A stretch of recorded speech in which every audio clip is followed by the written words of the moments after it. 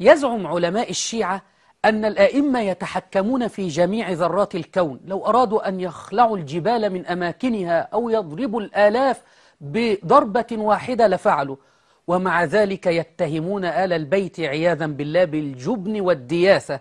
فخرج المعمم أحمد سلمان وقال أن الإمام العسكري ترك الرجال الأعداء من بني العباس يفحصون نساءه، يدخلون يفحصون نساء الإمام ليعلموا هل بهم حمل أم لا.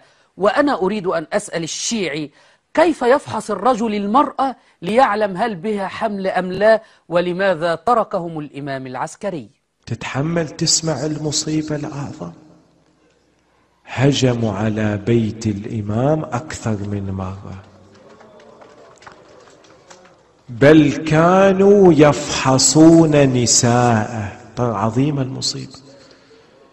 يريدوا يتأكدوا هناك حمل أو لا، للإمام ابن أو لا.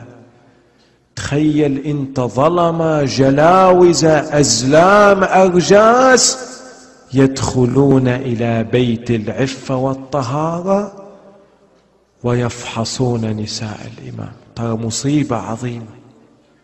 لكن احنا نقول والله سيدنا لك أسوة. إذا القوم دخلوا بيت جدك أمير المؤمنين، إذا هم فحصوا زوجاتك ماذا فعلوا بالزهراء؟ فمذ رأوها عصروها عصرا.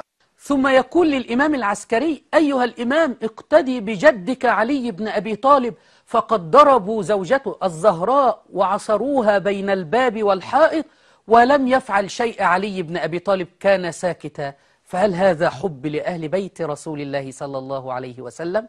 الحكم لك أيها الشيعي.